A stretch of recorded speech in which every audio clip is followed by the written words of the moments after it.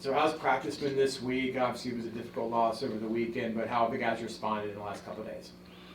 Well, it's kind of what you just said right there. You know, our whole thing is we need to regroup and we need to respond. That's been, my message to our guys, and I think we've taken it to heart. Guys are, focused. They're working like we want them to work. I think they're taking in information that we're giving them, and that's what we want to see. And we want to see continued improvement. And I see our guys competing every day and getting better in that area. How do you feel team chemistry so far into the season is? We're getting there. As you know, like I said, that's going to be a process. As more guys come online, as we start to, get more practices and games under our belt, it'll just get better and better.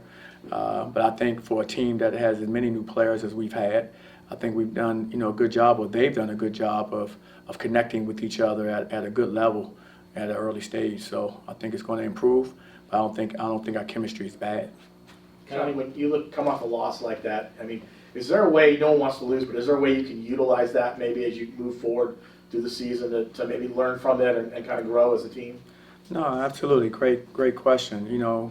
I think you can get better, of course, from that experience. I think right off the bat, I was always taught this as a young man. This is about not just basketball, about life. I've always learned that the toughest lessons are the lessons learned. And so a loss is a tough lesson in our profession because it's all about winning. And so those are the times that you learn some of your biggest lessons. Some of the things that you may have gotten away with in some of your wins that were close wins for us and that we're coaching and teaching about, now come to fruition when you may in those same situations and you don't overcome it. And so now you learn that lesson, like, yeah, we were talking about this, we were saying we have to do better at this area, whatever it may be. But now that sting of what just happened, I think, makes it stick a little bit better for guys. And you always hate to, find out that way. Like I said, it's always better to learn from some really good close wins we've had. But sometimes, you're going to get beat. And when you get beat, I think those are tough lessons, and those are usually lessons that are learned.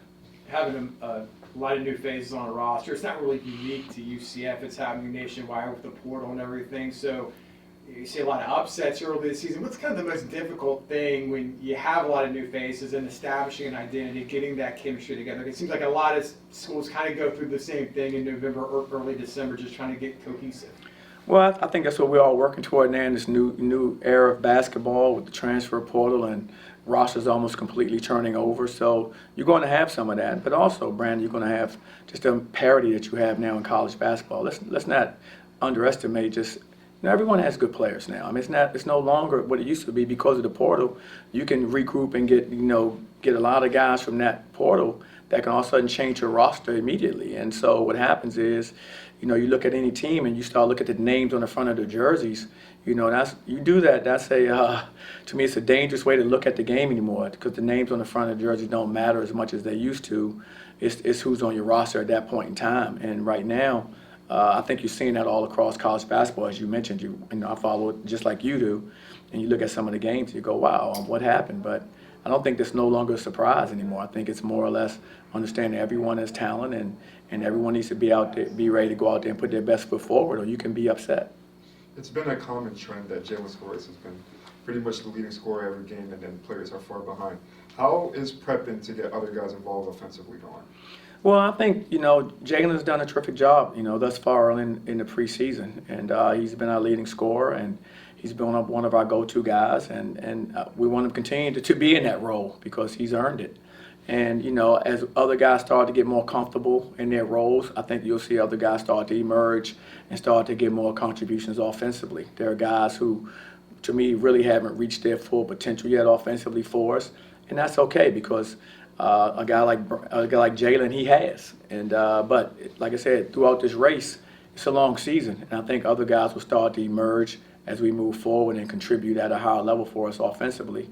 And as we start to bring more guys online, as I mentioned before, I think you'll start to see more guys that can contribute offensively play for us as well. Did you see, when you were scouting Jalen, recruiting Jalen, did you see that potential? To be able to kind of step up and be that go-to leader when it comes to scoring on the offense? Well, we brought him in there for that role. We brought him in here to be one of our offensive weapons, and he's proved to be a very good one. Now, we couldn't predict He'd be averaging 20 plus points a game when he was averaging 14 and a half where he was before. But we knew he had the potential to be an explosive scorer for us. Now, could we get that, to click? How long would it take for it to click? Can we get it to click? We don't know that, but we knew that he had the potential to be able to go out there and contribute at a high level. And, fortunately, he's been doing that for us, early in the season. DeMar Langford Jr. did not play. He was out of the lineup. Any reasons for that? He's been battling an injury, and so he's recovering, and hopefully we'll get him back soon. But again, that's one of our older players, a senior who has missed the last about 3 games or 4 games for us. And so as he starts to get healthy, I think he'll make a good contribution because of his experience that he's had. He's starter at Boston College in the ACC for a number of years, and I think he can provide a lot for us. And that's just scoring in basketball, but with his, his overall feel for the game and experience he's had at playing at this level. How would you assess the early season for Darius Johnson? I think Darius has had some ups and downs, early part of the season, to be quite frank. I think he's had some good moments for us. And I think he's had some moments where, we can see where he can continue to grow. He's been a player for us through the preseason, through the summer, our trip to Europe. He's had a really good summer and really good fall for us. He's shot the ball extremely well. He's run the team. And those are the things that we want to see him continue to do. He hadn't gotten off to that same type of start, thus far, in the preseason. But, I think we all are confident in him and knowing that he's capable of doing it because he's always shown he can do it for us. And so now it's just a function of him getting out there and, just playing the way we know he's capable of playing. I think some of it's coming around for us with his turnover and assists. I think you're starting to see that starting to turn, right away right now. And I think the same thing's going to apply offensively for him because he's a capable scorer and he's knocked down big shots for us this summer. He's knocked down big shots for us this fall. And so for us, it's just a function of him just finding his way. But his teammates are confident in him. We're confident in him. And I think he's going to make it happen for us. Johnny, how are you guys still working on your rotation? Is this kind of the time period where you guys do that, working to see which guys work in the best kind of groupings when you come off the bench? Absolutely. Right now for us, because you have a number of new people in your personnel, we're trying different combinations. We're seeing, we're using analytics because we can pull up numbers on which combinations play better on the floor. But when you have a small sample size, it can sometimes be misleading. So right now through 6 games, it's a little misleading. We get to about another 4 games or so, around a third of the season, we'll have an idea, probably a little better idea, even though we have some now. But yes, absolutely. We're looking at our rosters. We're looking at our rotations, which combinations play the better together, all things we're doing numbers-wise, and also by feel. I do it by both. So we're trying to get a good gauge for, what's the best, lineups we can have out there on the floor together and which lineups we want to avoid having on the floor together. Talk about Marcellus Avery and what he's provided. Obviously, he missed the first couple games waiting for the waiver, but he's been in the lineup the last 4 games, I guess. Just what has he provided for your team now that he's eligible? Well, he's played for us. What he's provided for us, he's another weapon. He's one of those guys we're talking about, a capable scorer that can, take some of the load off of a guy like, Jalen, because he's put the ball in the basket consistently pretty much his whole life. For us with him is continue to bring him along in our system. He's playing a little catch up because he missed those first games, but he's starting to round into who we think he can become. He didn't have a great night the other night from the from the field, but he's a guy who's a threat offensively from behind the arc. He can put the ball on the floor, as you've seen, and can make plays at the basket. And his is just getting more comfortable with us and getting more comfortable at our level. But we're confident that he's a guy that can help us in the scoring area as well. C.J. Walker was a guy who voiced frustration mentally and physically during his time not being able to play last season. How is he coming along now, and how is he doing mentally? Well, I think he's, because of what he's gone through, and I hate to say this for any young person, it's kind of what we talked about earlier about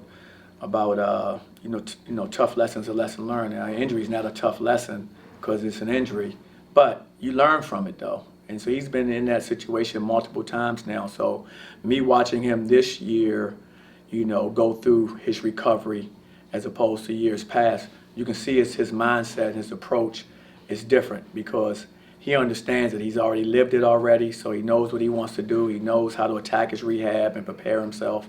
And that's what you see, with experience. And so for him, I hate to see a young man get that type of experience because those are injury experiences, but I think having gone through it, I think this time around, the way he's approaching it, he's approaching it in a way that I think he's going to, mentally and physically, get through it and come out on the other side, better from what he's had to go through.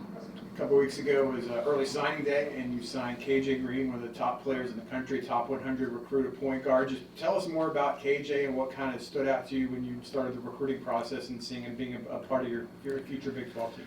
Well, a really good point guard. He plays with, really good pace. He changes speeds real well on the court. Really good defender with his length and ability to sit down in the stance. And he's a good leader as far as, with his teammates and making guys better. So we're very excited to have him definitely as part of our program. I think he comes in, because of his length, he can play multiple positions for us. He can be on the ball, he can be off the ball. So not only does he help us at the point guard spot, but he also helps us with versatility in the perimeter with another good guard. And I guess Saturday you got Lipscomb. Do you have an early scouting report, or what do you expect from those guys on Saturday? Another really good basketball team, as we just said before, different than, South Dakota, Charlotte, Stetson. Everybody has good players. They're averaging like 84, 85 points a game for the season. And they're experienced. They have, a lot of guys back from last year's team, so they know each other, well coached. And I know it'll be another tough challenge because they know how to play. They've had success. They're a winning program. And we need to prepare for them, the right way. Like I said, for us, it's the same thing I said to our players. For us, we need to make sure we regroup and we need to respond. And that's how we have to approach it. And I think the first way you do that and the best way you do it is to respect your opponents. Like I said, names on the front of jerseys means nothing in this day and age. It's who you're playing against, player for player. And they have a lot of talented players, and they'll come in here confident, and they'll come here ready to compete. Thanks a lot, Coach. You guys got it.